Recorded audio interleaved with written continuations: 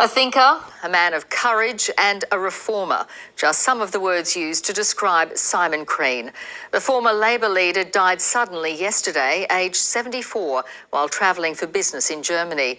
He rose to the top of Australian politics, serving 4 prime ministers, but never got the chance to run for the office himself.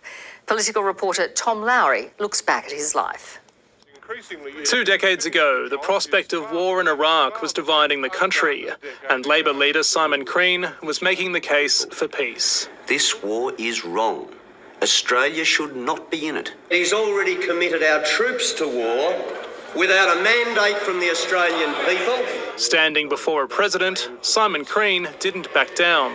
On occasions, friends do disagree, as we did on this side with you on the war in Iraq. Had his call been heard, picked up in the United States and the United Kingdom and of course by the Australian government, the Middle East would not be the mess that it is. Simon Crean spent 23 years in federal parliament, first winning the Melbourne seat of Hotham in 1990. Simon Crean, how are you? The tie with his constituents carries on. I'm very sad. I've known him since I was 10. He's someone that was very important at one stage in our lives and did a good job. He was secretary of the ACTU and a cabinet minister in 4 Labor governments, but never led the party to an election.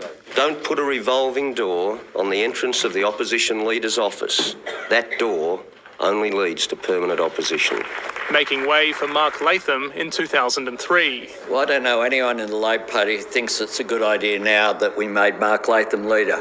A long ministerial career came to an unusual end a decade later. Kevin Rudd, in my view, has no alternative but to stand for the leadership. A political implosion in 2013, leading to retirement ahead of the election that year. This brings to something of an end, a commitment I've had to the Labor movement for over 40 years.